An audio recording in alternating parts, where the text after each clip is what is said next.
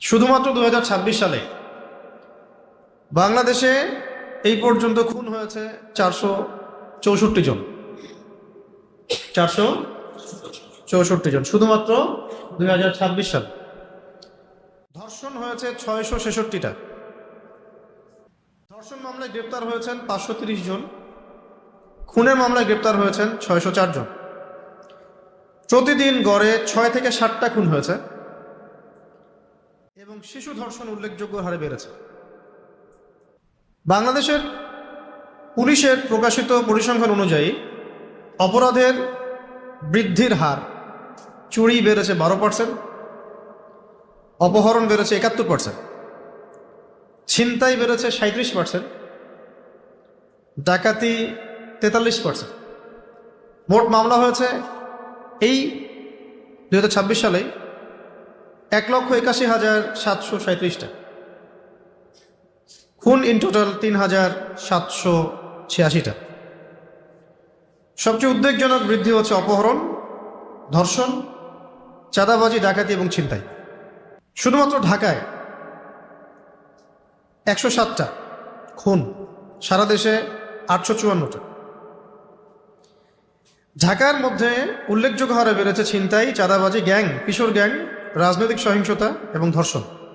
এ বিষয়ে 2025 সালের শেষ থেকে 26 সালের অভিযানে গ্রেপ্তার হয়েছেন 22,464 জন। আগ্নেয়াস্ত্র উদ্ধার 483টা, গুলি উদ্ধার এরকম 4,500, মোট আটক 64,000। আর অনেক তথ্য আছে, এগুলো বলা আপনাদের কাছে উদ্দেশ্য না, এগুলো বের করতেই থাকা যাবে। বলা উদ্দেশ্য হচ্ছে যে এত কিছু হয়ে যাওয়ার পরেও এটা শুধু একটা বছরের 6 মাস 7 মাসের একটা পরিসংখ্যান, আরও অনেক পরিসংখ্যান আছে, এগুলো বলা উদ্দেশ্য না, এটা বলতে থাকলে তো অনেক সময় যাবে। এত কিছুর পরেও আমাদের কাছে মনে হয় যে আমরা খুবই উন্নত আধুনিক একটা সভ্যতায় বসবাস করছি এবং নবী সাল্লাল্লাহু আলাইহি ওয়াসাল্লাম এবং সাহাবীদের যুগটা ছিল মধ্যযুগ, বর্বরতার যুগ, নাউযু বিল্লাহি মিন যালিক। এবং আমরা এখন আছি খুব আধুনিক একটা যুগ, উন্নত সভ্যতায়। আমরা খুব ভালো সুফি, দরবেশ, আল্লাহর ওলি। এই জন্য অনেককে শোনা যায় বলতে যে আমরা তো আর এখন মধ্যযুগে নাই, আমরা এখন আধুনিক যুগে চলে আসছি। আধুনিক যুগের মাত্র 6 মাসের একটা পরিসংখ্যান দেখানো হলো। এই পরিসংখ্যানগুলো তাদের থেকেই নেয়া, অনলাইন ঘাটলেই দেখতে পারবেন। আজকের আলোচনা বিষয় হচ্ছে মধ্যযুগ কাকে বলে, আধুনিক যুগ কাকে বলে, কেন আমরা এই যুগটাকে আধুনিক যুগ বলবো নাকি দাজ্জালের যুগ বলবো, আর কেন আমরা মধ্যযুগটাকেই সবচেয়ে শ্রেষ্ঠ যুগ বলবো, বললে কেন বলবো, আর আল্লাহ রাব্বুল আলামিন আমাদেরকে কোন বিধানের আওতায় দেখতে চান। আজকে যদি আপনি আমাদের সমাজের পরিসংখ্যান ঘাটেন, আপনি দেখবেন আমাদের সমাজের প্রধান সমস্যা হচ্ছে শিরক, আল্লাহ পাকের সাথে শিরক করা।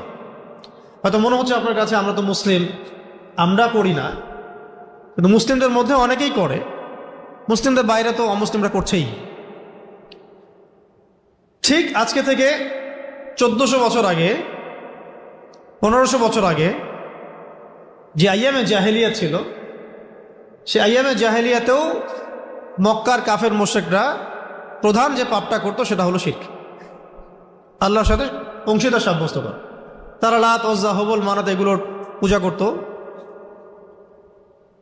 এখন আমরা হয়তো এটা করি না, মুসলিমরা, অমুসলিমরা করে, কিন্তু মুসলমান অনেকেই কালিমা পড়েও কবর পূজা করে, মাজার পূজা করে,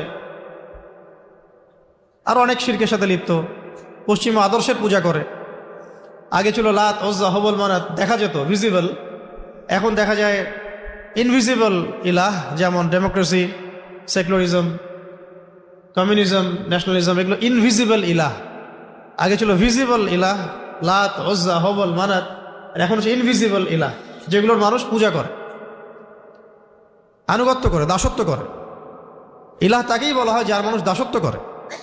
যেমন প্রবৃত্তি, নফসের প্রবৃত্তি, নফসের তাবেদারি করাটাকেও বলা হয়েছে নফসকে ইলাহ বানিয়ে নেওয়া। নফসের তাবেদারি করাকে বলা হয়েছে কোরআনে ইলাহ বানিয়ে নেওয়া। উপাসনা করা। কারো মন চাচ্ছে একটা অন্যায় করি, সে নফসের তাবেদারি করলো, তার মানে সে নফসকে ইলাহ বানিয়ে নিল। আর এখানে আমরা এই তন্ত্রমন্ত্রগুলোর পূজা করি। ওই 1500 বছর আগের জাহেলি যুগে অর্থনৈতিক প্রধান সমস্যা ছিল রিবা, সুদ। রিবা মানে সুদ। এখন পুরো ওয়ার্ল্ডের ব্যাংকিং সিস্টেম হচ্ছে সুদ ভিত্তিক। কোনো দেশের সেন্ট্রাল ব্যাংক বাকি নাই যেটা সুদের আওতায় না, এবং সেই সেন্ট্রাল ব্যাংকগুলোর আন্ডারে যে ব্যাংকগুলো আছে, এনজিওগুলো আছে, সব সুদ ভিত্তিক। কেউ সরাসরি খায়, কেউ ঘুরায় খায়, এতটুকুই পার্থক্য, বাট সবাই সুদ খায়। ইভেন আমরা যে কারেন্সি ব্যবহার করি, কাগজের টাকা, ইলেকট্রনিক মানি, এর মধ্যেও সুদ আছে। আমরা কেউই সুদ থেকে বাইরে নাই। হয়তো এই কারণেই আমরা অনেক দোয়া করি, আমাদের অনেক দোয়া হয়তো কবুল হয় না। কোনো না কোনোভাবে আমরা সুদের সাথে সম্পৃক্ত। আপনি, আমি, XYZ, এভরিবডি। যদি কেউ এখান থেকে বের হয়ে থাকতে পারে, সে নিঃসন্দেহে আল্লাহ পাকের বড় অলি, বুজুর্গ বান্দা, যেটা সংখ্যা কম। কারণ ওয়ার্ল্ডের ইকোনমিক ফাংশনটা এভাবেই তারা করেছে, সুদের বাইরে আপনি যেতে পারবেন না। কিন্তু এটাও আইয়ামে জাহিলিয়াতে সেই রিবার ধারক ও বাহক এই সভ্যতা। বরং আইয়ামে জাহিলিয়াতে সুদটা ছিল একটা লিমিটেড জায়গায়, এখন এটা পুরো ওয়ার্ল্ড ওয়াইড গ্লোবালাইজেশন হয়েছে। গ্লোবালাইজেশন আমরা যেটা বলি। এছাড়া আইয়ামে জাহিলিয়াতে কাগজের টাকার মতো প্রতারণা ছিল না। আইয়ামে জাহিলিয়াতে মানুষ কেনাবেচা করতো দিনার দিয়ে, দিরহাম দিয়ে, দিনার এবং দিরহাম দিয়ে, যার অন্তর্নিহিত মান ছিল, ইকোনমিক্সের ভাষায় বলে ইন্ট্রেন্সিক ভ্যালু ছিল, অন্তর্নিহিত মান ছিল। মানে একটা সোনার দিনারের মান এই দিনারের মধ্যেই আছে। আর কাগজের টাকা যত টাকায় আপনার সামনে থাকুক, এর মান এর ভিতরে নাই, অন্য কোথাও আছে। যেমন আপনি যদি এখন আজকে 5 ভরি গোল্ড কিনে রেখে দেন, নিঃসন্দেহে আপনি আজকে থেকে 10 বছর পরে লাভবান হবেন, সিম্পল, বেশি পাবেন। আজকে যদি আপনি 5 ভরি গোল্ডের সমপরিমাণ ক্যাশ বাসায় রেখে দেন, আজকে থেকে 10 বছর পরে এই ক্যাশের মান কমে যাবে। এতে করে আপনার শ্রমও চুরি হয়ে গেল, আপনার সম্পদও চুরি হয়ে গেল। ধরেন আপনি 1 লাখ টাকা রেখেছেন, 5 বছর পর দেখলেন সেটা হয়ে গেছে 50,000। আর ওই যে 50,000 চলে গেল, সেই 50,000 টাকা আর্ন করতে আপনাকে সময় দিতে হয়েছে, শ্রম দিতে হয়েছে, তাই না? ওইটা ভ্যানিশ হয়ে গেল গায়ে। শুধু আপনার সম্পত্তি চলে গেল না, আপনার সময়ও চলে গেল, শ্রমও চলে গেল। তাহলে এই পুঁজিবাদী অর্থ ব্যবস্থার সাথে যারা সম্পৃক্ত, তারা শুধু মানুষের সম্পদ ছিনিয়ে নিচ্ছে না, মানুষের শ্রম, সময়, রক্তও ছিনিয়ে নিচ্ছে। আমি কি বোঝাতে পারছি? হয়তোবা অনেক কথা একটু কঠিন মনে হতে পারে, প্রথমবার রিপিট করে কয়েকবার শুনলে ঠিক হয়ে যাবে। এবং আজকে আমরা পড়াশোনা করতে গিয়ে দেখলাম, পৃথিবীতে এখন রাইট নাও, আজকে পর্যন্ত পৃথিবীতে 2% পুঁজিবাদী মানুষ। কয় পার্সেন্ট? পুরো বিশ্বের পপুলেশনের মোট 2% পুঁজিবাদী মানুষ। বাকি 50 থেকে 60% মানুষের ইকোনমি, অর্থ ব্যবস্থাকে নিয়ন্ত্রণ করছে। 2% পুঁজিবাদী মানুষের কাছে যে পরিমাণ সম্পদ আছে জমা করা, এটা দিয়ে বাকি 50%কে খাওয়ানো যাবে। এটাকে বলা হয় ক্যাপিটালিজম। কি বলে? ক্যাপিটালিজম মানে পুঁজিবাদ। ইসলাম এখানে দিয়েছিল সাম্য, জাকাত, যে ধনীর কাছে সম্পদ আসলে গরিবকে দিতে হবে। তখন মার্কেটের মধ্যে সম্পদের ফ্লো সৃষ্টি হবে, সম্পদ হাত থেকে হাতে কনভার্ট হবে, সেও খাবে, আমিও খাবো, সেও পড়বে, আমিও পড়বো। আর বিজনেস যখন করা হবে, তখন আল্লাহ পাক কাউকে ধনী করবেন, কাউকে গরিব করবেন। আর সুদের মধ্য দিয়ে যেটা হয়েছে, ধনী ধনী হবে দিন দিন, আর গরিব দিন দিন গরিব হবে। এগুলো আমাদের চোখের সামনে হচ্ছে। আমাদের এগুলো নিয়ে তো মাথা ব্যথা খুব একটা নাই। আমাদের মাথা ব্যথা হলো ওই যে হাত বাঁধবো কোথায়, তারপরে জোরে আমি নাচতে আমি, তারপরে আমাদের মোজার উপরে মাসাজ করবো, চামড়ার মোজা হতে হবে নাকি আবার কাপড়ের মোজা হলেও হবে। হ্যাঁ, আমাদের তো ইস্যু অনেক, কে কয়টা বিয়ে করলো, তাই না? কোন গণক কি বলল, কোন জ্যোতিষী কি বলল, এইগুলোই। তো এটা আসলে খুবই লজ্জার। জাতিগতভাবে আমরা কেন জানি এইরকম, এটা আমাদের জন্য লজ্জার। মূল জায়গাটার দিকে ফোকাস না করে আমরা পড়ে থাকি ডালপালা নিয়ে। এই সুযোগে কাফের, মুশরিক, মুরতাদ, মুনাফিক, যারা ইসলামের দুশমন, এরা এমনভাবে আমাদেরকে এখন পেঁচিয়ে ধরছে, একটু পরেই বুঝতে পারবেন যে আমরা এখান থেকে এখন আর বের হতে পারতেছি না। এখন রাইট নাও আপনি এখান থেকে বের হতে পারবেন। আমি 1 ঘন্টা গলা ফাটায় বললেও পারবো না, বা আপনি যদি আমাদেরকে এখন এদেশের প্রেসিডেন্ট বানায় দেন তাও পারবো, যাকেই দেন সে পারবে না, যতক্ষণ পর্যন্ত না পুরো সিস্টেমটা চেঞ্জ হয়।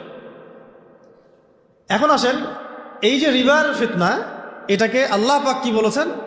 আল্লাহ পাক বলেছেন, হে মুমিনরা শুনো, তোমরা আল্লাহকে ভয় করো, ওয়াযারু মা বাকিয়া মিনার রিবা, এই সুদের যে অংশটুকু আছে এটা ছেড়ে দাও। ইন কুনতুম মুমিনিন, যদি মুমিন হয়ে থাকো তাহলে ছেড়ে দাও। ওয়া ইল্লাম তাফআলু, তোমরা যদি সুদকে না ছাড়ো তাহলে ফাযানু বিহারবিন মিনাল্লাহি ওয়া রাসূলিহি, তাহলে আমি আল্লাহ পাক বলছেন আমার সাথে এবং আমার রাসূলের সাথে, মানে মুহাম্মদ সাল্লাল্লাহু আলাইহি ওয়াসাল্লামের সাথে যুদ্ধের ঘোষণা শুনে নাও। কার কথা এটা? আল্লাহ পাকের কথা। সূরা বাকারা খোলেন, শেষের দিকে পাবেন। আবার নবীজি সাল্লাল্লাহু আলাইহি ওয়াসাল্লাম বলেছেন, কেউ যদি 1 দিরহাম সুদ খায় সে যেন 36 বার জিনা করবে। এই এলাকায় যদি আপনি জানেন যে ওই ছেলেটা ওই মেয়েটা 36 বার জিনা করছে, তার দিকে নিশ্চয়ই আপনি খুব ভালো চোখে তাকাবেন, তার বাসায় দাওয়াত খাবেন, তার সাথে আপনি মেয়ের বিয়ে তো দিবেন নিশ্চয়ই। কিন্তু বাস্তবতা তো হচ্ছে ব্যাংকার দেখলে বিয়ে দিতে খুব মন চায় আপনাদের, তাই না? বাস্তবতা। আর দিনদার ছেলে ফিরায় দেন, তোর তো কিছু নাই, টাকা নাই, পয়সা নাই, আমার মেয়েকে খাওয়াবে কি, ভাগ এখান থেকে, নাকি? আপনার এরকম না? আরো আছে, আরো ডেঞ্জারাস কথা হচ্ছে, নবী সাল্লাল্লাহু আলাইহি ওয়াসাল্লাম বলেছেন, নবীর নাম আসলে কি পড়বো? তিনি বলেছেন, সুদের পাপের 70টা শাখা আছে, তার সবচেয়ে নিচু শাখা হচ্ছে নিজের মাকে বিয়ে করা। আরো বলেছেন তিনি সাল্লাল্লাহু আলাইহি ওয়াসাল্লাম, 4 শ্রেণীর মানুষকে আমি অভিশাপ দিলাম। কি দিলেন? অভিশাপ, লাআনা। যে সুদ খায়, যে সুদ দেয়, যে সাক্ষী থাকে, যে লিখে রাখে। যে খায়, যে দেয়, সাক্ষী থাকে, লিখে রাখে। ধরেন এখানে একটা পতিতালয় আছে, নাউজুবিল্লাহ, ধরেন একটা এলাকায় আছে, আছে তো অনেক জায়গাতেই, বাংলাদেশে তো আছেই, এবং এগুলো তো আবার কোনো সমস্যা না। সমস্যা হচ্ছে পুরুষ মানুষ যদি 2টা বিয়ে করে তাহলে সমস্যা। পতিতালয়ে কোনো প্রবলেম না। 20 বছরের একটা ছেলে যদি বিয়ে করে তাহলে সমস্যা, 17 বছর একটা মেয়ে যদি বিয়ে করে তাহলে সমস্যা। 17 বছরের মেয়ে 10 বার জিনা করলে কোনো সমস্যা নাই, 20 বছরের ছেলে 10 বার জিনা করলে কোনো সমস্যা নাই। যদি ও যদি স্বেচ্ছায় পতিতালয়ে যায় তাও কোনো সমস্যা নাই, কিন্তু ও যদি বিয়ে করে মহামুসলিম। শুধু শুধু বিয়ে নিয়ে যে জাহালাত আমাদের সমাজে, এটাই দূর হয় নাই। আমরা এখানে চাচ্ছি ইসলামী আইন বাস্তবায়ন করতে, আল্লাহর দিন কায়েম করতে। কত দীর্ঘ লড়াই আমাদের, ভাববেন বসে বসে। আমি দেখাচ্ছি, মানে এটা যে এই জাহালাতটুকুই যে যায় না, এটা দেখাচ্ছি আপনাদেরকে। ধরেন আমাদের এক ভাই, এই কাকে বলবো, আমাদের এক ভাইয়ের নাম আমি জানতাম, আমি কেমন ভাবতেছিলাম যে ওনার নাম আব্দুল্লাহ। আব্দুল্লাহ ভাই, ধরেন আব্দুল্লাহ ভাইয়ের বয়স হচ্ছে 25, কত? আর ভাই বিয়ে করছে একটা মেয়ের বয়স 40 বা 45। তারা সারা জীবন সুখে থাকলেও সমাজ সুখে থাকবে না। জাহালাত সমাজে কি জাহালাত, তাদের কোনো সমস্যা নাই, সমাজের সমস্যা, রাষ্ট্রের সমস্যা। আর একজন আচ্ছা, আমার টপিক এটা না, সিরিয়াস টপিক, তো ওইদিকে কম কথা বলতে হবে। একটা মেয়ের বয়স ধরেন 20 বছর বা 25 বছর, সে বিয়ে করেছে একজন পুরুষের বয়স 50। ইসলামে জায়েজ না জায়েজ? জায়েজ। তারা সারা জীবন সুখে থাকলেও সমাজ সুখে থাকবে না। আব্দুল্লাহ ভাই ধরেন একটা বিয়ে করছে, একটা বিয়ে দিলাম, ধরেন 30 বছর গিয়ে একটা বিয়ে করছে। এমন মাশাআল্লাহ তিনি আরো একটা করছে, ধরেন এটা সুন্নত না, একাধিক বিয়ে করা সুন্নত না, ফরজও না, জায়েজ। কথা বুঝবেন? এটা কি জায়েজ, বৈধ, হালাল, অবৈধ না। আবার এমন না যে করতেই হবে সুন্নত, এরকম না বিষয়। ওনার সামর্থ্য আছে, চাহিদা আছে, করছে। ওনারা সুখে আছে, সমাজ সুখে থাকবে না। ঠিক আছে? যদি ব্যভিচার হয়, জিনা হয়, তাহলে এটা নিয়ে কোনো কথা হবে না। হালালে গেলে কথা হবে। ধরেন একটা হারাম পতিতালয় কোথাও আছে, সেখানে কেউ চাকরি করে, কেউ ম্যানেজার, কেউ গার্ড, কেউ সিকিউরিটি গার্ড, কেউ দালাল। আর এই মানুষগুলোর বাসায় যদি আপনাকে দাওয়াত করা হয়, আপনি খাবেন না? বুঝতে পারি নাই। ধরেন একটা এলাকায় একটা পতিতালয় আছে আর কি, ওখানে কেউ কাজ করে, ওয়ার্কার, কেউ ম্যানেজার, কেউ রেজিস্ট্রি করে, কেউ এগিয়ে দেয়, কেউ সিরিয়াল ওয়াইজ লিস্ট করে, কেউ অর্ডার নেয়, কেউ গার্ড, সিকিউরিটি গার্ড, কেউ নাইট গার্ড। একটা তো প্রতিষ্ঠান চলে, অনেক কিছু থাকে না। এখন এই প্রতিষ্ঠান বলে উদাহরণটা দিচ্ছি, এখানে যারা যারা জব করে, যারা কাজ করে, তাদের বাসায় আপনি দাওয়াত খাবেন না? কেন খাবেন না? আপনার ঘৃণা লাগবে? ঘৃণা লাগবে না? এর চেয়ে 70 গুণ বেশি পাপ হচ্ছে যারা সুদের সাথে সম্পৃক্ত। কি বুঝতে পারছি? আল্লাহ পাক আমাদেরকে সুদ থেকে বাঁচান। আমি বলতে চাচ্ছিলাম, আইয়ামে জাহিলিয়াতের সুদ আর এখনকার ওয়ার্ল্ডের গ্লোবাল সুদের মধ্যেও অনেক পার্থক্য আছে। তাহলে আমরা কি এই যুগটাকে খুব উন্নতি, অগ্রগতি, প্রগতির যুগ বলবো, না আসলে আইয়ামে জাহিলিয়াত বলবো? আচ্ছা, খুব গায়ে লাগছে একটা কথা আমাদের আর কি, যে ইসলামিক স্বর্ণযুগকে একজন বলছেন, বা কিছু মানুষ বলছেন যে এটা মধ্যযুগ। তা মধ্যযুগ বলতে ওনারা কি বোঝাচ্ছেন সেটা তাদের কাছ থেকে ব্যাখ্যা নেওয়া দরকার। যদি তারা মধ্যযুগ বলতে এটা বুঝান যে আইয়ামে জাহেলিয়াত ইসলাম আসার আগের যুগটাকে যদি তারা বলেন মধ্যযুগ, ঠিক আছে, কোনো তর্ক নেই তাদের সাথে, তারা শতভাগ সঠিক। ইসলাম নবী সাল্লাল্লাহু আলাইহি ওয়াসাল্লাম নবুয়ত পাওয়ার আগের সময়টা, আবু জেহেলদের যুগ, ওইটাকে যদি তারা বলেন এটা মধ্যযুগ, আমি একমত, আমরা একমত, অসুবিধার কিছু নাই। আর যদি ওনারা এটা মিন করেন যে ইসলাম আসার পরে রাসূল সাল্লাল্লাহু আলাইহি ওয়াসাল্লামের যুগ, সাহাবীদের যুগ, তাবেঈনদের যুগ, তাবেঈনদের যুগ, ইসলামের যে এই যে প্রায় 1200 বছর, এটাকে যদি তারা বলেন মধ্যযুগ, তাহলে আপনাদের সাথে আমাদের ঈমান আর কুফরের সম্পর্ক হবে। কি মিন করছেন এটা তো তারা বলতে পারবে। কিন্তু যেহেতু শরিয়া আইন বাস্তবায়নের বিপরীতে কথাগুলো আসছে, তাহলে আমরা ধরে নিচ্ছি ইসলামের শরিয়া আইনকে আপনারা মধ্যযুগের আইন বলছেন নাকি? যেহেতু শরিয়া আইন বাস্তবায়নের বিপরীতে কথাটা আসছে, যেটা তো মধ্যযুগ না, শরিয়া আইন বাস্তবায়ন করতে হবে, তাহলে আমরা ধরে নিচ্ছি যে আপনার ইসলামিক লস, বিধিবিধানটাকে বলছেন মধ্যযুগের বিধিবিধান। তার মানে হয় আপনারা জেনে শুনে ইসলামের বিরোধিতা করছেন, অথবা আপনারা অজ্ঞ। ধরে নিলাম যে আপনারা অজ্ঞই, কারণ যদি আমরা এটা ধরে নিই যে আপনারা ইচ্ছা করে ইসলামের বিরোধিতা করছেন, তাহলে তো মাসালা অনেক দূর চলে গেল। তা ধরে নিলাম যে ঠিক আছে, হয়তো বেচারা জানে না। আমাদের কাজ কি হবে? জানানো। কি কাজ? জানানো এবং প্রমাণ করা যে ইসলাম সর্বযুগের জন্য শ্রেষ্ঠ। ইসলাম চির প্রাচীন, চির নতুন, চির আধুনিক, এটা প্রমাণ করা আমাদের কাজ। আইয়ামে জাহিলিয়াতে দুটা ভাব পাইছেন, শিরক এবং রিবা। আরেকটা মহামারী ছিল আইয়ামে জাহিলিয়াতে, সেটা হলো মাদক। আর আপনি একটু নিজেরাই ভাবেন, এই এলাকায়, ঢাকার বাইরে, পুরো বাংলাদেশে মাদকের প্রভাবটা কেমন? খুব অল্প না বেশি? আমার তো প্রত্যেক 10 জনের মধ্যে একজনকে পাওয়া যাবে যে মাদকাসক্ত। আল্লাহ ভালো জানেন। এবং এটা রাষ্ট্রীয়ভাবে হারাম না, রাষ্ট্রীয়ভাবে নিষেধ না যে কেউ মদ খেতে পারবে না, খাইলে শাস্তি হবে, এমন কিন্তু না। চাইলে আপনি খেতে পারেন, রাষ্ট্র আপনাকে বাধা দিবেন। মদের লাইসেন্স আছে না, খেতে পারেন। অথচ এটা আল্লাহ পাক হারাম করেছিলেন, আমরা হালাল করলাম। আল্লাহ হারাম করেছিলেন, আমরা কি করলাম? হালাল করলাম।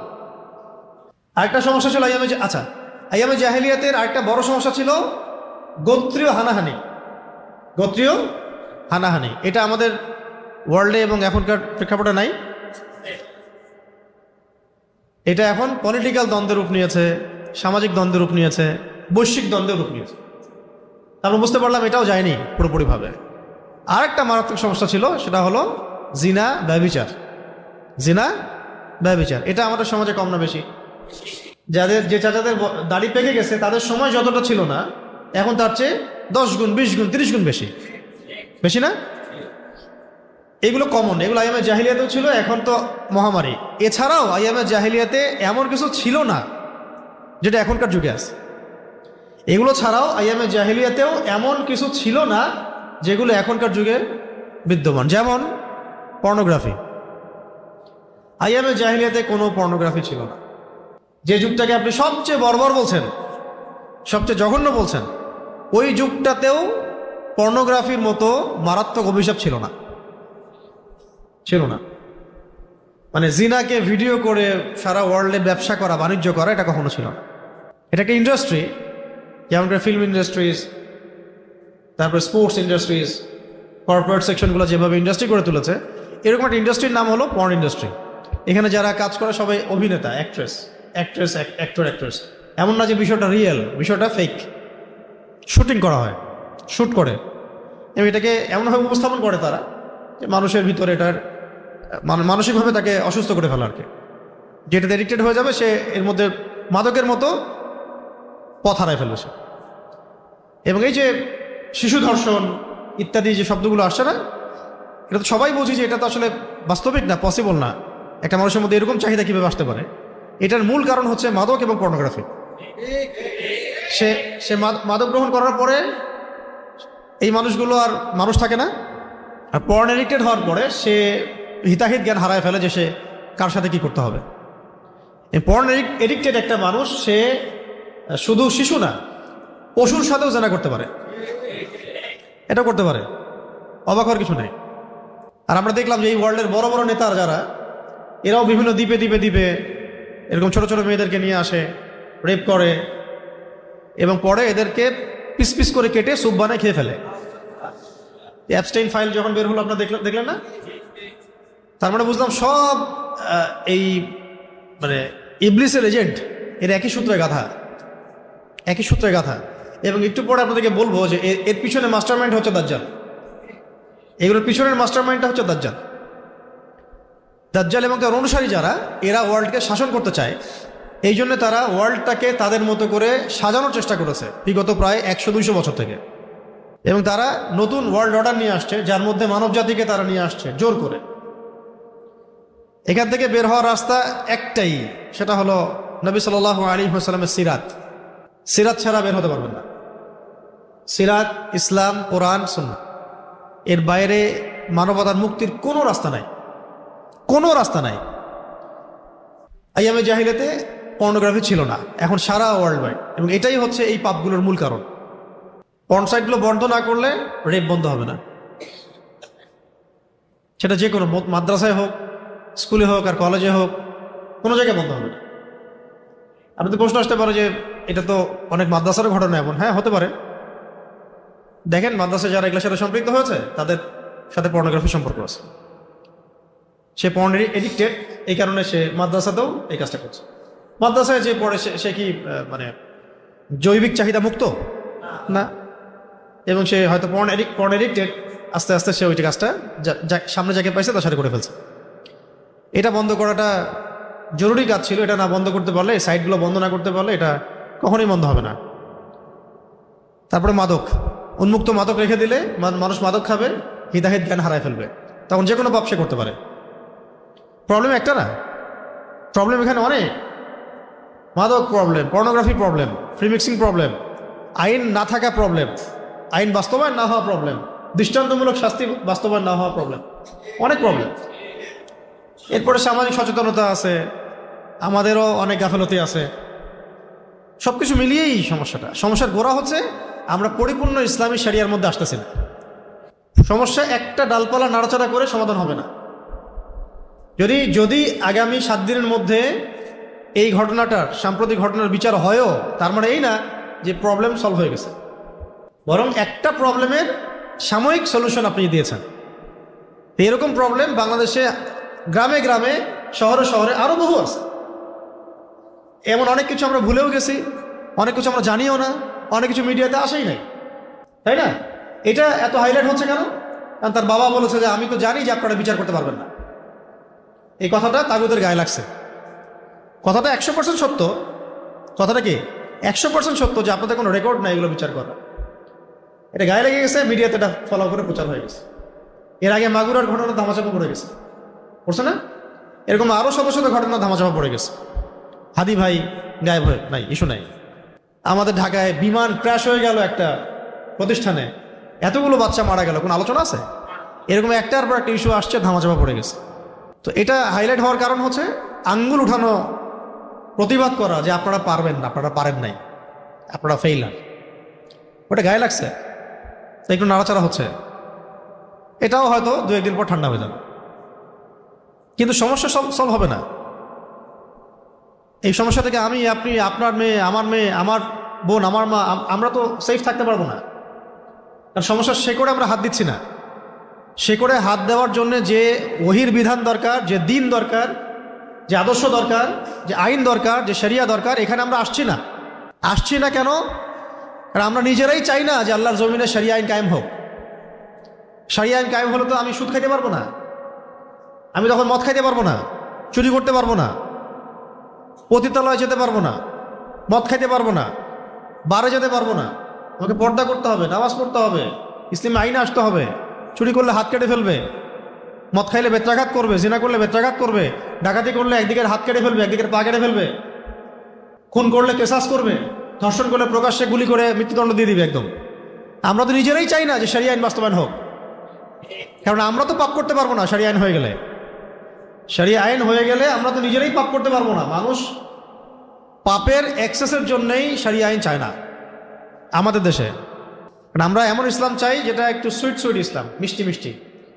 আর আমরা একটু ইসলাম পালন করব, আবার একটু অন্যায় করব, আবার একটু সুবিধা মতো কিছু ইসলামী বিধান পালন করব, আবার নিজে যেটা পারি না সেটা ইগনোর করব। এভাবে চাই আমরা আনুষ্ঠানিক ইসলাম চাই, পরিপূর্ণ ইসলাম চাই না। এই জন্য আল্লাহ পাকের পক্ষ থেকে এই যে সিচুয়েশনগুলা, এগুলো আমাদের উপরে গজব, আযাব, যিল্লাতি। এবং আপনারা ভাববেন না যে এটা শেষ হয়ে গেছে, ভাববেন না যে এটা শেষ, দরকার নেই। আপনারা ভাববেন না যে এটাই শেষ ঘটনা, হতেই থাকবে যতদিন পর্যন্ত না এই নেশন পরিপূর্ণ শরিয়া আইন দ্বারা পরিচালিত হয়। আর বলবেন, অনেকে বলবো যে এটাই কি একমাত্র সমাধান? শরিয়া আইন বাস্তবায়ন করাটাই একমাত্র সমাধান না। যাদের উপরে বাস্তবায়ন করব সেই মানুষগুলোকে আল্লাহর পথে নিয়ে আসাটাই সমাধান। দাওয়াতও চলবে, ইসলাহ চলবে, সংস্কার চলবে, তাসকিয়া চলবে, আবার আইনও থাকবে। তখন দেখা যাবে সবকিছু মিলিয়ে সমাজটা সুন্দর হবে। এটা নবী সাল্লাল্লাহু আলাইহি ওয়াসাল্লামের দেখানো পথ পদ্ধতি। আমাদের নবীজি কি শুধু আইনই বাস্তবায়ন করেছেন? মানুষকে দাওয়াত দেন নাই, ইসলাহ করেন নাই, বুঝান নাই? বুঝিয়েছেন, দাওয়াত দিয়েছেন, কাছে টেনেছেন, চিকিৎসকের মতো কাজ করেছেন। পরে যখন ক্যান্সার হয়েছে তখন অস্ত্রোপচারও করেছেন। যেখানে ক্যান্সার সেখানে কি করছেন? অস্ত্রোপচারও করেছেন। ওটা হলো ইসলামে হুদুদ, কিসাস এবং জিহাদ। এবার আইয়ামে জাহিলিয়াতে আপনি ট্রান্সজেন্ডার পাবেন না। আমি বলেছিলাম আইয়ামে জাহিলিয়াতে এমন কিছু নাই যেটা এখনকার যুগে আছে। আইয়ামে জাহিলিয়াতে কি নাই? ট্রান্সজেন্ডার নাই। আপনার সমাজে আছে, আমাদের সমাজে আছে। আইয়ামে জাহিলিয়াতে বিয়ে কেন্দ্রিক এত জাহালাত ছিল না। 12 বছরের, 15 বছরের, 18 বছরের কোনো নারী বিয়ে করলে কেউ বলতো না যে সে বাল্যবিবাহ করছে। কমন ছিল ওই সময়। আইয়ামে জাহিলিয়াতে তালাকপ্রাপ্ত মেয়ের বিয়ে সহজেই হতো, একাধিক বিয়েও হতো সহজেই। আইয়ামে জাহিলিয়াতে মার্কেট প্লেস উন্মুক্ত ছিল, আমাদের এখনকার মতো সিন্ডিকেট ছিল না। আইয়ামে জাহিলিয়াতে ভাই, নিজের ভাই বা গোত্রের মানুষ, এলাকার মানুষ, গোত্রের মানুষ, সে যদি অন্যায় করত পুরা গোত্র তাকে সাপোর্ট দিত। এত বন্ডিং ছিল তাদের মধ্যে। আর ন্যায় করলে তো কোনো কথাই নাই। যেমন নবী সাল্লাল্লাহু আলাইহি ওয়াসাল্লাম নবুয়তের দাওয়াতের কাজ করছেন, পুরা বনু হাশেম গোত্র তাকে সাপোর্ট দিচ্ছে। বনু হাশেমের সবাই ইসলাম কবুল করে নাই, কিন্তু তাকে সাপোর্ট দিচ্ছে গোত্রের কারণে। নবী সাল্লাল্লাহু আলাইহি ওয়াসাল্লামকে বয়কট করা হয়েছে 3 বছর। এই শিয়াবে আবু তালেবে পাহাড়ের নিচে তারা উন্মুক্ত একটা কারাগারের মধ্যে, বলা যায় উন্মুক্ত খোলা আকাশের নিচে তারা বসবাস করেছেন 3 বছর। তো বনু হাশেম, পুরা বনু হাশেম গোত্র নবী সাল্লাল্লাহু আলাইহি ওয়াসাল্লামের পাশে গিয়ে দাঁড়িয়েছে, আমরা তোমার সাথে আছি। এই বন্ডিং আপনি এখন ইসলামপন্থীদের মধ্যেই পাবেন না। এই যে বন্ডিংটা, এটা আপনি ইসলামপন্থীদের মধ্যেই পাবেন না। আর এখানে তো বনু হাশেমের সবাই ইসলাম কবুল করে নাই, অমুসলিম তারা। তখন তারা নবী সাল্লাল্লাহু আলাইহি ওয়াসাল্লামকে সাপোর্ট দিয়েছেন গোত্রের কারণে। আমার চাচা, আমার ভাতিজা, আমার মামা, আমার এই কারণে। এটা আইয়ামে জাহিলিয়াতে ছিল, এই যুগে পাবেন না আপনি। আইয়ামে জাহিলিয়াতে তারা যে জুয়া খেলতো, জুয়া তো খেলতো ওরা। তো তো এই জুয়ার টাকা দিয়ে তারা বহু মানুষকে উপকার করত। হ্যাঁ, ওদের মধ্যে এগুলো ছিল। মেহমান আসলে বাসায় যদি একটা মাত্র পশু থাকতো, গবাদি পশু, একটাই পশু আছে তার, ওইটাও সে কুরবানি করে খাওয়াই দিত। আইয়ামে জাহিলিয়াতেও মানুষ এমন ছিল। আইয়ামে জাহিলিয়াতে সম্ভ্রান্ত বংশের কোনো মেয়ে কখনো জেনা করতো না। সম্ভ্রান্ত ভালো বংশের কোনো মেয়ে কখনো ব্যভিচার করতো না। যখন মক্কা বিজয় হয়ে গেছে তখন নবী সাল্লাল্লাহু আলাইহি ওয়াসাল্লাম সবাইকে মাফ করে দিয়েছেন, বায়াত নিচ্ছেন। তখন আবু সুফিয়ানের স্ত্রী হিন্দা রাদিয়াল্লাহু আনহা, তাদের বায়াত নেওয়া হচ্ছে। তখন নবী সাল্লাল্লাহু আলাইহি ওয়াসাল্লাম বলছেন যে তোমরা আল্লাহর সাথে কাউকে শরীক করবে না, জিনা করবে না। যখন বলেছেন জিনা করবে না, তখন তিনি বলছিলেন যে ইয়া রাসূলুল্লাহ, সম্ভ্রান্ত বংশের কোনো মেয়ে কি জিনা করতে পারে? আইয়ামে জাহিলিয়াতেও তারা এটাকে বুঝতেন যে এটা তো কখনো সম্ভবই না। সম্ভ্রান্ত বংশের একজন নারী কিভাবে জিনা করতে পারে? আইয়ামে জাহিলিয়াতে কোনো কিছুকে সত্য বলে তারা যদি বিশ্বাস করতো, এর উপর থাকতো, তারা জান দিয়ে দিবে, তাও এর বাইরে যাবে না। আর যদি কোনো কিছু মিথ্যা মনে করে তাহলে তারা সেটা স্বীকার করবে না। আইয়ামে জাহিলিয়াতেও আবু জেহেল, আবু লাহাব, উতবা, সাহেবারা এটা বিশ্বাস করতো যে কোরআন আল্লাহর বাণী, কিন্তু পলিটিক্যাল কারণে বিরোধিতা করত। আবু জেহেল জানতো কোরআন আল্লাহর বাণী। আইয়ামে জাহিলিয়াতে আবু জেহেলরাও আল্লাহকে বিশ্বাস করত। তারা বলতো যে আমরা আল্লাহ পাকের তাওহীদের রুবুবিয়্যাত তো বিশ্বাস করি, মানতে অসুবিধা কি? অন্য ইলাহগুলো বাদ দিতে হবে, এটা মানতে অসুবিধা, আর মুহাম্মাদের আনুগত্য করতে হবে, এটা মানতে অসুবিধা। আইয়ামে জাহিলিয়াতে ওই বড় বড় কাফের যারা ছিল, এরাও কেউ নবুয়ত দাবি করে নাই, কেউ বলে নাই যে আমরা নবী, বলেছে আমরা এই নবীকে মানি না, দাবি করে নাই যে আমরা নবী। এখন এই আধুনিক যুগে এসে, সো কল্ড আধুনিক যুগে এসে ভণ্ড নবীর ছড়াছড়ি সব জায়গায়, এবং ওই ভণ্ডদের সাথে আমরা ব্যবসা করি, বাণিজ্য করি, ওদের পণ্য ছাড়া চলে না। মানে এভাবে বলতে থাকলে আপনাদের আজকে রাত 12টা বাজবে। আর আমি এক কথায় বলতে চাচ্ছি, আইয়ামে জাহিলিয়াতে এমন অনেক কিছু ছিল না যেটা আপনি এখনকার ওয়ার্ল্ডে দেখতে পারবেন। বাচ্চাদেরকে রেপ করা, তাদেরকে মেরে জবাই করা, বা ওদেরকে পিস পিস করে কেটে স্যুপ বানায় খেয়ে ফেলা, অ্যাবস্টেইন ফাইলের মতো, এইগুলো আপনি আইয়ামে জাহিলিয়াতে পাবেন না। আইয়ামে জাহিলিয়াতে এগুলো ছিল না। একটা বলে না যে কন্যা সন্তানকে জীবন্ত দাফন করে দিত, এইটা তারা করেছিল। কেন জানেন কেন করেছে কন্যা সন্তানকে জীবিত দাফন? সমাজ নারীর অধিকার খর্ব করতে করতে করতে, মানে জিনা, ব্যভিচার, সম্পত্তি নাই, বিয়ে নাই, বিয়ে ভালো উন্মুক্ত বিয়ে নাই, নারীর ব্যাপারটা এত পেরেশানির হয়ে গেছে। বাবা মনে করতো যে এই মেয়েকে নিয়ে আমি সারা জীবন কি করব, এই মেয়ের নিরাপত্তা আমি কিভাবে দিব, এই মেয়েকে নিয়ে আমি কিভাবে চলবো সমাজের মধ্যে। যদি কালকে আমার মেয়েকে কেউ উঠাই নিয়ে যায়, অপহরণ করে, ডাকাতি করে, তাকে তুলে নিয়ে যায়, তাকে ধর্ষণ করে, আমি কিভাবে মুখ দেখাবো, কি করবো মেয়েটাকে? এই পেরেশানির চিন্তাগুলো থেকে মেয়ে সন্তান জন্ম নিলে তারা দাফন করে ফেলত। এখন আধুনিক সমাজ, সোকল্ড আধুনিক সমাজে আইন শৃঙ্খলা পরিস্থিতি, ধর্ষণ, গুম, খুন, রেপ, বাচ্চা ধর্ষণ, এগুলো যেভাবে বাড়তেছে, অদূর ভবিষ্যতে তো আমাদের সমাজেও অনেক বাবা বলবে যে আমার মেয়ে সন্তান দরকার নেই, পুঁতে ফেলো এটা। আপনারা তো দিন দিন ওই জায়গায় নিয়ে যাচ্ছেন সমাজকে, আপনারা তো নতুন করে আবার ওই জায়গায় নিচ্ছেন সমাজটাকে। আর এইসব ইস্যুতে আপনি কোনো নারীবাদীকে পাবেন না রাস্তায়, কোনো নারীবাদী নাই। নারীবাদী কোনো সংগঠন, শাহবাগ, রাম, বাম, প্রগতিশীল কেউ নাই। এই কাজের চেয়েও যদি ছোট কোনো কাজও দাড়ি টুপি বলা কোনো মানুষ করত, এদের কাউকে বাসায় পাইতেন না, সব রাস্তায়। এখন এগুলো নাই। বুঝতে পারতেছেন যে আসলে সমস্যাটা কোথায়? এদের সবার সমস্যা ইসলাম নিয়ে।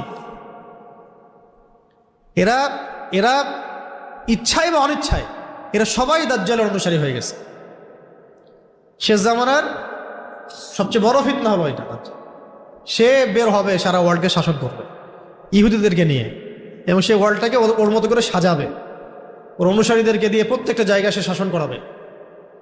এ হচ্ছে এখন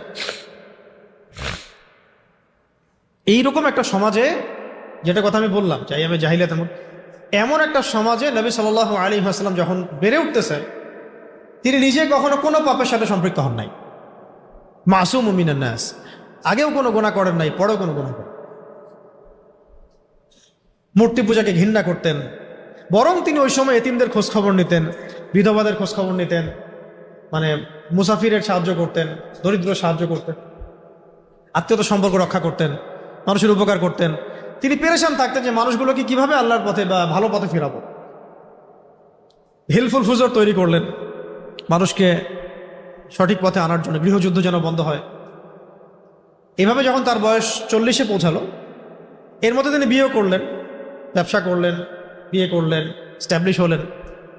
40 বছর বয়সে আল্লাহ রাব্বুল আলামিন তাকে ওহী করলেন, ইকরা বিসমি রাব্বিকাল্লাযী খালাক, খালাকাল ইনসানা মিন আলাক, ইকরা ওয়া রাব্বুকাল আকরাম আল্লাযী আল্লামা বিল কলম আল্লামাল ইনসানা মা লাম ইয়ালাম।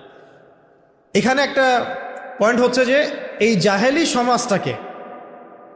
জাহেলি সমাজটাকে যে নবী আপনি পরিবর্তন করতে চাচ্ছেন, এটা মানুষের মস্তিষ্ক প্রসূত জ্ঞান দিয়ে, বিদ্যা দিয়ে, বুদ্ধি দিয়ে হবে না। ওই হেরা গুহায় নবীজি বসে থাকতেন, ধ্যান করতেন, আল্লাহকে ডাকতেন, ইবাদত করতেন। এটার অর্থ হচ্ছে নবী সাল্লাল্লাহু আলাইহি ওয়াসাল্লাম সমাজের এই অরাজকতার অবস্থা দেখে নিজেকে আলাদা করে রাখতেন,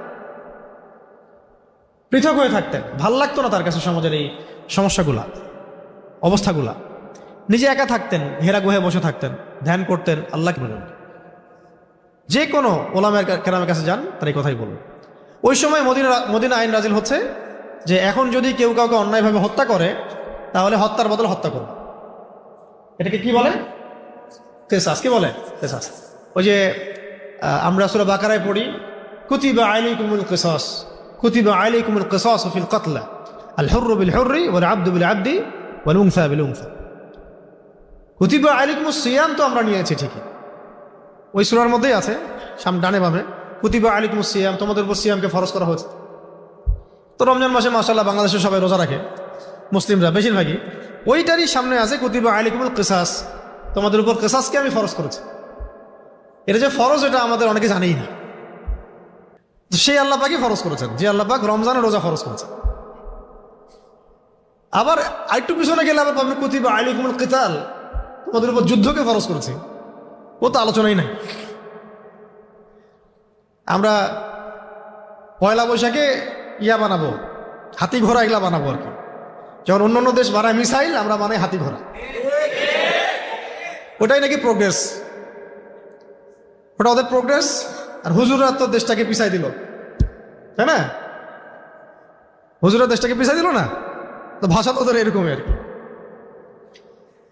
তো এখন কুতিবা আলাইকুমুল কিসাসে আসেন, এটা কোথায় ফরজ হলো? মদিনা না মক্কায়? মদিনায়। কারণ এখানে আমাদের রাষ্ট্র আছে, আমাদের সবকিছু আমাদের কন্ট্রোলে। এখানে আল্লাহ পাক আমাদেরকে আইন দিচ্ছেন একটা একটা করে। কুতিবা আলাইকুমুল কিসাস, তোমাদের মধ্যে কেউ যদি কাউকে হত্যা করে অন্যায়ভাবে, এটা কিসাস করতে হবে, মানে হত্যার বদলে হত্যা। আল্লাহ পাক আইন দিলেন, জিনা যদি কেউ করে এখন মদিনায়, তাহলে 100টা বেত্রাঘাত করবে। কয়টা? 100টা বেত্রাঘাত করবে। এই আইনটা কি ইহুদিদের জন্য প্রযোজ্য না মুসলিমদের জন্য? ওই মদিনার মুসলিমদের জন্য আইনটা আল্লাহ পাক দিচ্ছেন। কেউ যদি ইহুদি ধর্ম থেকে এসে বলে যে আমাকে এই আইনে বিচার করেন, সেটা অন্য ইস্যু। কেউ যদি বলে আমি ইহুদি ধর্ম ত্যাগ করে মুসলিম হলাম, আমাকে এখন এই আইন দ্বারা বিচার করেন, সেটা অন্য ইস্যু। যদি কোনো বিবাহিত ব্যক্তি ব্যভিচার করে, বিবাহিত কোনো ব্যক্তি যদি ব্যভিচার করে, তাহলে তাকে কোমর পর্যন্ত পুঁতে পাথর নিক্ষেপ করে রজম করবে। তাহলে অবিবাহিতর জন্য একটা আইন, বিবাহিত হলে একটা আইন। এগুলো কিন্তু আল্লাহ পাকের আইন। ঠিক যেমন নামাজ পড়তে হবে, নামাজের আগে ওযু করতে হবে, হজের বিধান আছে, জাকাতের বিধান আছে, রমজানের সওমের বিধান, এগুলো যেমন শরিয়া, এটাও শরিয়া, এগুলো শরিয়া। আবার দিলেন, যদি কেউ ডাকাতি করে, তাহলে হাত পা উল্টা দিক থেকে কেটে ফেলবে, হাত পা উল্টা দিক থেকে কেটে ফেলবে। কেউ যদি আল্লাহ এবং তার রাসূলকে গালি দেয়, মানে মুরতাদ হয়ে যায়, কটূক্তি করে মুরতাদ হয়ে যায়, তাহলে তাকে মৃত্যুদণ্ড দেবে। ধর্ষণ করলে প্রকাশ্যে মৃত্যুদণ্ড দিবে।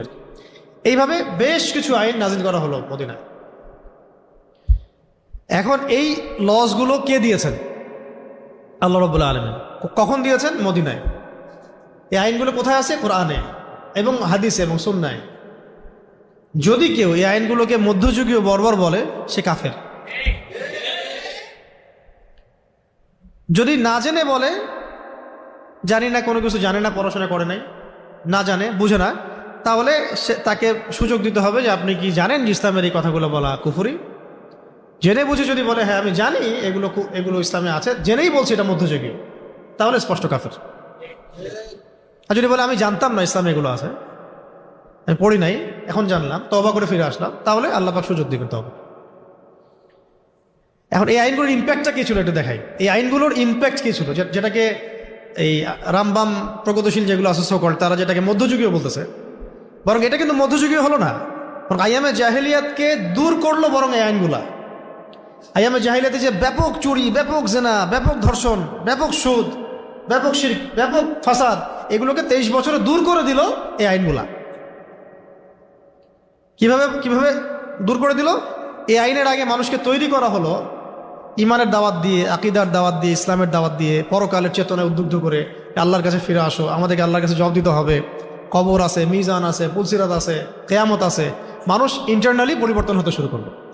যখন মানুষ পরিবর্তন হতে হতে এমন একটা জায়গায় আসলো যে তারা যে কোনো আইন মানতে প্রস্তুত আল্লাহ পাকের পক্ষ থেকে, তখন বিধানগুলো আসা শুরু করলো। শুরুতে কিন্তু বিধান চাপিয়ে দেওয়া হয় নাই, আগে মানুষের আকীদা আমল সংস্কার করা হয়েছে যে মানুষ এগুলো মানার মতো যোগ্য কিনা। শুরুতেই বলা হয়নি মদ ছেড়ে দাও, প্রথমে বলা হচ্ছে মদের মধ্যে উপকারিতা আছে কিছু, ক্ষতি বেশি। হ্যাঁ, তারপরে বলা হলো যে মদ খেয়ে তোমরা নামাজের ধার কাছে এসো না। ধাপে ধাপে চতুর্থ ধাপে গিয়ে বলা হলো মদ হারাম।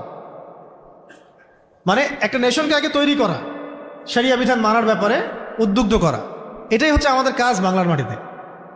কারণ বাংলাদেশের মানুষ আল্লাহকে মহব্বত করে, রাসূলকে মহব্বত করে, দিনকে ভালোবাসে। কিন্তু এখন তারা কি শরিয়া আইন মানার জন্য প্রস্তুত কিনা, ওই জায়গায় নিয়ে যেতে হবে আগে। এখন যেমন সবাই বলতেছে না যে এইসব আইন দিয়ে কোনো কাজ হবে না, এখন বলতেছে না যে শরিয়া আইন অনুযায়ী বাস্তবায়ন করেন, ফয়সালা করেন। এই আগুন থামাইতে পারবেন না তো আপনারা। মানুষকে মানে আলেমদেরকে জেল দিয়ে মানুষকে মাইনাস করে ফেলে এই জেনারেশনের মধ্যে আগুন থামাইতে পারবেন না। এভাবে এভাবে আস্তে আস্তে বেশিরভাগ মানুষই বলা শুরু করবে যে আমরা এইসব তন্ত্রমন্ত্র চাই না, আল্লাহর আইন চাই। এই দিন বেশি দূরে নাই, কিন্তু এই প্রত্যেকটা ঘটনাই একটা একটা করে আস্তে আস্তে মানুষের মধ্যে এটা উস্কে দিবে, আগুন আগুন স্ফুলিঙ্গ তৈরি করবে যে এগুলো বোগাস জিনিস, bogus economy, bogus political system, এগুলো দিয়ে আমাদের কোনো কাজ নাই। আমাদের কাছে কোরআন আছে, সুন্নাহ আছে, আল্লাহ আছেন, রাসূল আছেন, এই আইন দিয়ে আমরা চলবো। মানুষই বলবে ইনশাআল্লাহ কয়দিন পর। মানুষকে দাওয়াতটা দেওয়াই হচ্ছে আমাদের কাজ, এবং এটা যে সবচেয়ে আধুনিক সেটা তারা বুঝবে, এবং এটাতে কাজ হচ্ছে। কিভাবে এই আইনগুলো সমাজ চেঞ্জ করলো দেখেন, কয়েকটা এক্সাম্পল দিয়ে, মিসাল দিয়ে বিশেষ করতেছে। একজন সাহাবী তিনি নবী সাল্লাল্লাহু আলাইহি ওয়াসাল্লামের কাছে এসে বললেন যে ইয়া রাসূলুল্লাহ, যে চুরি করেছে সে তো বনু মখজুম গোত্রের, বনু মখজুম গোত্রের মখজুমি নারী চুরি করেছে, এখন সম্ভ্রান্ত বংশের মেয়ে। আল্লাহ পাক তো বলেছেন হাত কেটে ফেলতে। কেউ বলার সাহস পাচ্ছে না নবী সাল্লাল্লাহু আলাইহি ওয়াসাল্লামকে যে এটার কোনো শিথিলতা আছে কিনা, ফাঁকফোকর আছে কিনা। তো সবাই পরামর্শ করে একটা কাজ করলো। ওসামা বিন যায়েদ রাদিয়াল্লাহু আনহু, তিনি নবী সাল্লাল্লাহু আলাইহি ওয়াসাল্লাম প্রিয় ভাজন, তো ওসামাকে দিয়ে বলানো যায় কিনা। তিনি হচ্ছে যায়েদ বিন হারেসা রাদিয়াল্লাহু আনহুর ছেলে, ওসামা বিন যায়েদ রাদিয়াল্লাহু আনহু। যায়েদ বিন হারেসা তায়েফের সাথী, ঠিক আছে। ওসামা বিন যায়েদ রাদিয়াল্লাহু আনহু এসে কোনোভাবে এটা একটু বলেই ফেলছেন, ইয়া রাসূলুল্লাহ তো বনু মখজুম গোত্রের মেয়ে। তখন নবী সাল্লাল্লাহু আলাইহি ওয়াসাল্লাম মানে রাগের চেহারা লাল হয়ে গেছেন। তিনি বলছেন যে তুমি সুপারিশ করতেছো আমার কাছে মখজুমি নারীর ব্যাপারে, আল্লাহ পাকের হদ সম্পর্কে তুমি আমাকে সুপারিশ করতেছো। জেনে রাখো যে আমার মেয়ে ফাতিমাও যদি চুরি করতো আমি তার হাত কেটে ফেলতাম। মানে শুধু আইন না, আইনের বাস্তবিক প্রয়োগ দিয়ে সমাজ সংস্কার হচ্ছে, এবং সেটা আল্লাহ পাকের আইনের বাস্তব প্রয়োগ দিয়ে। থিওরিটিক্যাল ছিল না বিষয়টা, প্র্যাকটিক্যাল ছিল। এবং এত ইনসাফ, এত ন্যায় ছিল যে আমার মেয়ে হলেও আমি এটা করবো, আমার মেয়েও যদি চুরি করে আমি তার হাত কেটে ফেলব। তো নবী সাল্লাল্লাহু আলাইহি ওয়াসাল্লামের এই অংশটুকু আমরা নিতে চাই না। নবী সাল্লাল্লাহু আলাইহি ওয়াসাল্লাম মধু খাওয়া, মিষ্টি খাওয়াটা আমরা নিতে চাই, ঠিক আছে। এবার একজন নারী আসছেন, উনিও সাহাবী, এসে বলছেন যে ইয়া রাসূলুল্লাহ, আমি তো অন্যায় করে ফেলছি, আমাকে পবিত্র করেন। কি করছো অন্যায়? আমি অন্যায় করেছি ইয়া রাসূলুল্লাহ, আমাকে পবিত্র করেন। না, তুমি বাসায় চলে যাও, বাসায় যাও, আল্লাহর কাছে ইস্তেগফার করো, আল্লাহ মাফ করে দেন। কোর্টে মামলা চলে আসলে তো বিচার করতে হবে, তুমি বাসায় যাও, ইস্তেগফার করো, আল্লাহ মাফ করে দিবে। তিনি বলছেন না ইয়া রাসূলুল্লাহ, আপনি মায়েজ আসলামী রাদিয়াল্লাহু আনহুকে যেভাবে ফিরাই দিয়েছেন আমাকে সেভাবে ফিরাই দিবেন না, আমি পবিত্র হইতে চাই, আমাকে পবিত্র করেন।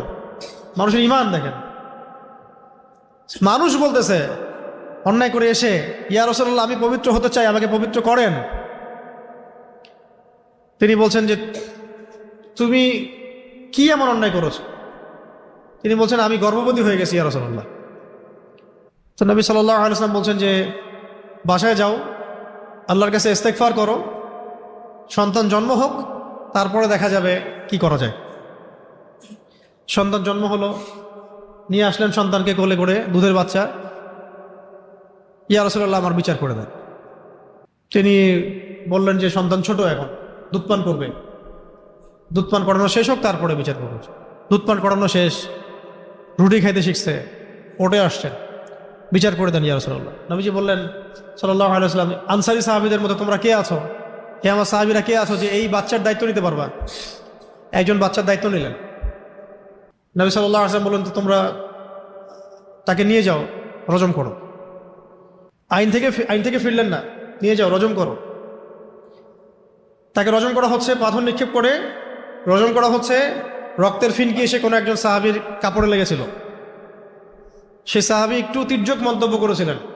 তির্যক মন্তব্য হয় না একটু, যে উনি জেনা করেছেন, ওই রক্ত আমার এখানে এসে লাগলো। এটা শুনে নবী সাল্লাল্লাহু আলাইহি ওয়াসাল্লাম বলেছিলেন যে তোমরা আমার সাহাবীকে ভালো মন্দ বলো না, গালি দিও না, তাচ্ছিল্য করো না। শুনে রাখো, এই নারী সাহাবী অন্যায় করার পরে যে পরিমাণ তওবা করেছেন, এই তওবা যদি পুরা মদিনার মধ্যে বন্টন করে দেওয়া হয় কম হয়ে যাবে। বিচার হয়েছে এইভাবে নবী সাল্লাল্লাহু আলাইহি ওয়াসাল্লামের যুগে। ওমর রাদিয়াল্লাহু আনহুর যুগে মদ পান করেছেন, নিজের হাতে তিনি শাস্তি দিয়েছেন। 40 লাঠি থেকে 80 লাঠি বেত্রাঘাত নিয়ে গেছেন তিনি। নিজের আপনজনের মধ্যে একজন মদ পান করার পরে ওমর রাদিয়াল্লাহু আনহু নিজের হাতে শাস্তি দিয়েছেন। সান্ত্বনার বাণী শুনে আসেন না এখানে। ওমর রাদিয়াল্লাহু আনহুর সময় এমন হয়েছে যে আমর ইবনে আস রাদিয়াল্লাহু আনহু, বিখ্যাত সাহাবী, তিনি মিশরের গভর্নর তখন, তার ছেলে তার বাবার পলিটিক্যাল পাওয়ারে কিছু একটা অন্যায় করেছিলেন, অন্য কারোর উপর পাওয়ার দেখাইছে আর কি, তাই না? এমন তা বুঝতেই পারতেছেন কি হতে পারে এখনকার যুগে। এইটা খবর ওই মিশরের সে কিপ্তি এসে মদিনায় বিচার দিয়েছে। মদিনায় বিচার দিয়েছে যে আপনার নির্ধারিত গভর্নরের ছেলে আমার উপর জুলুম করছে, তুমি বসো। চিঠি লিখে পাঠাইছেন যে তোমরা দুজনে এখানে আসো, বাবা এবং ছেলে দুজনে আসো। ওমর রাদিয়াল্লাহু আনহু বসে আছেন। আমর ইবনে আস রাদিয়াল্লাহু আনহু বুঝতে পারছেন যে কোনো একটা সমস্যা আছে। সন্তানকে বলছেন বারবার, কি করছো বলো ভালো করে। সে সন্তান বলে না কি করছে ভালো করে। পরে যখন মসজিদে ডাকা হলো নামাজের পরে, তখন সেই মিশরের কিপ্তি বললো যে আমার উপর এই জুলুম করেছে, সম্মানিত ছেলে আমার উপর জুলুম করেছে। নিজের হাতের দোররা তার হাতে উঠাই দিলেন লাঠি দিয়ে, বলেন যে ইদরিব ইবনুল আকরামিন, আমাদের সামনে সম্মানের ছেলেকে মারো এখন। ইদরিব ইবনুল আকরামিন, আমাদের সামনে সম্মানের ছেলেকে মারো এখন। এটা মানুষ দেখছে। মারতে মারতে ক্ষান্ত হওয়ার পরে তিনি জিজ্ঞাসা করছেন যে তুমি কি সন্তুষ্ট হয়েছ? যে হ্যাঁ আমি সন্তুষ্ট হয়েছি। তখন এটাও বললেন যে তুমি যদি চাও এই লাঠি দিয়ে পারলে তার বাবাকেও তুমি আঘাত করতে পারো, কারণ তার সন্তান তার বাবার পাওয়ারেই তোমার উপর জুলুম করেছে। ওমর রাদিয়াল্লাহু আনহুর যুগ, তাদের ভাষা এটা মধ্যযুগ, ফাসিকদের ভাষা এটা মধ্যযুগ, জালেমদের ভাষা এটা মধ্যযুগ।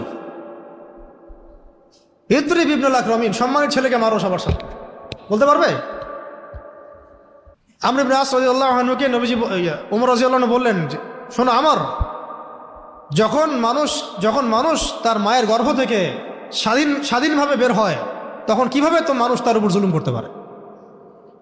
আমরা কিভাবে মানুষের উপর জুলুম করতে পারবো যখন মানুষ জন্মই নিচ্ছে মায়ের গর্ভ থেকে স্বাধীনভাবে? এত বড় স্টেটমেন্ট কে দিছে ইতিহাসে? নিজে খুতবা দিতে উঠছেন, মানুষ তার উপর আঙ্গুল তুলে বলেছেন যে আপনার খুতবা পরে শুনবো, আগে আপনি বলেন যে আপনার গায়ে 2টা জামা কোত্থেকে আসলো? একটা তো সবাইকে আপনি দিয়েছেন গনিমত থেকে, আরেকটা কোথা থেকে আসলো? তারপরে খুতবা শুরু করেন। জনগণ এইভাবে বলতে পারবে কথা? এই আধুনিক যুগে, আধুনিক দাজ্জালের যুগ, বলতে পারবেন জীবনের কথা? এর আগের তো 18 বছর ইতিহাস দেখেছেন, নবী সাল্লাল্লাহু আলাইহি ওয়াসাল্লামকে কটূক্তি করলে কোনো বিচার হয় নাই। কারো আব্বা আম্মা নানা নানি লিখেছেন, একদম গুম হয়ে গেছেন, শেষ। এটা বলতে পারবে ওমর রাদিয়াল্লাহু আনহুর মতো? বলেন, আপনার প্রপার্টির হিসাব দেন। এরকম ছিল একজন নারী, ওই যে বাচ্চাকে খাওয়াচ্ছিল রাত্রেবেলা, বাচ্চা কান্নাকাটি করছিল, মনে আছে না ঘটনাটা? ওমর রাদিয়াল্লাহু আনহু উনি জিজ্ঞাসা করলেন আপনার বাচ্চা কাঁদছে কেন? মা খালি বলছে এতটুকু যে হ্যাঁ তা বাইনি ও বাইন আমার, এটা আমার আর ওমরের মাঝখানের বিষয়, আমি ওমরের নামে তো বিচার দিব আল্লাহর কাছে।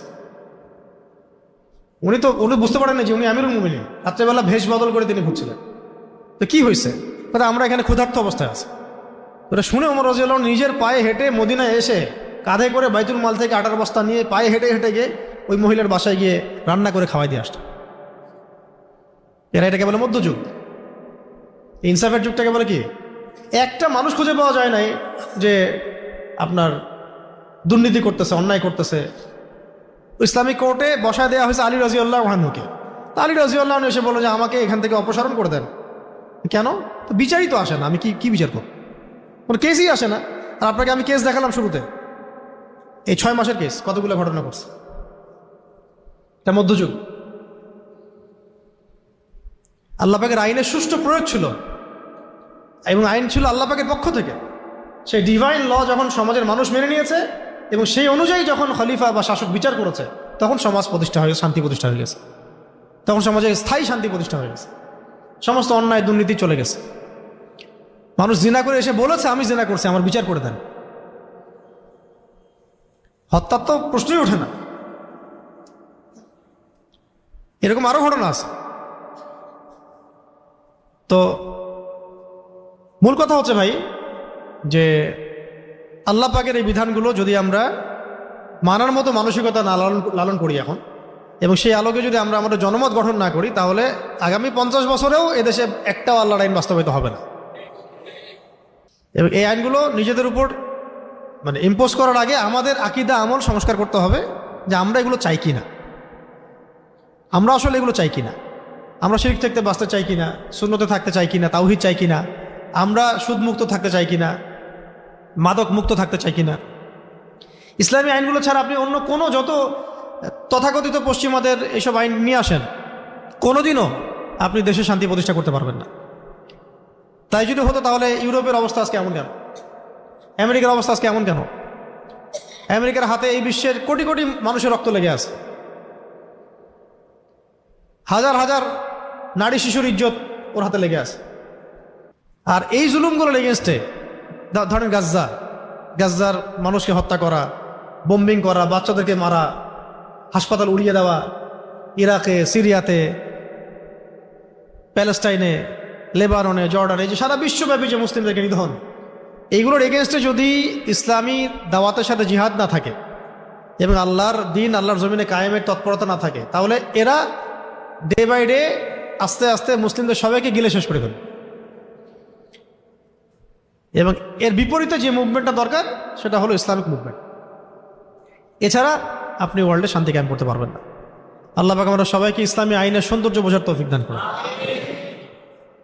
বর্বর তো এই যুগের আইন, এই যুগের আইন হলো বর্বর, দাজ্জালীয়। যখন একজন অপরাধী বলতেছে যে আমিই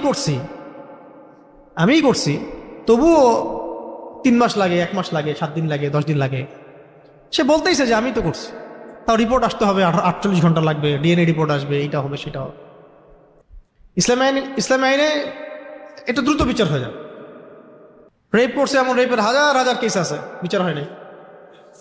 জিনার তো ওরকম কোনো রাষ্ট্রীয় বিচার নাই। স্বেচ্ছায় যদি কেউ জিনা করে ওটাকে আবার ধর্ষণ বলাও হবে না। মদের নাই, মদ পানের কেসাস বহু। জুলাই, আপনাদের জুলাইয়ের সবার তো বিচার হয়েছে না?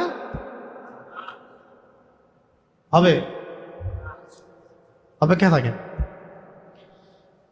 সমাধান একটাই, নিজেরা ইসলামের দিকে আসা, মানুষকে দাওয়াত দেওয়া এবং আল্লাহর জমিনে পরিপূর্ণ ইসলাম কায়েমের চেষ্টা করা।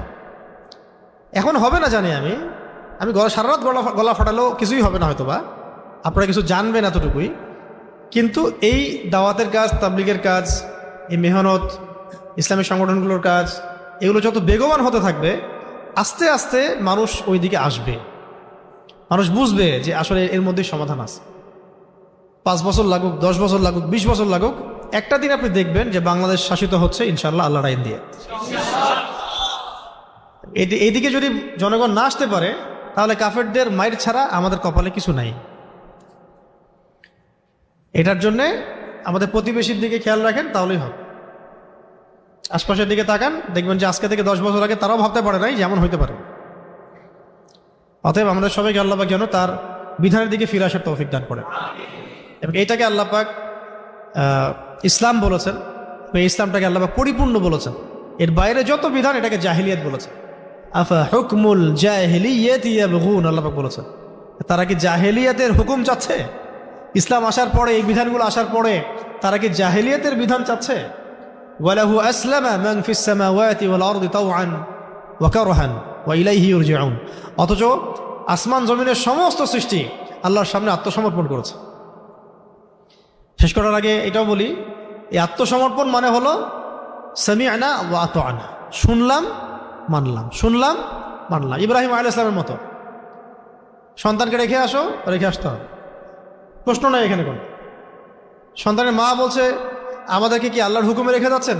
হ্যাঁ, কোনো প্রশ্ন নাই, ঠিক আছে আল্লাহই দেখবেন আমাদের। সন্তানকে বলা হচ্ছে আমি তোমাকে জবাহ করেছি, স্বপ্নে দেখছি, কি রায় তোমার? আল্লাহ যদি হুকুম করেন আপনি করেন।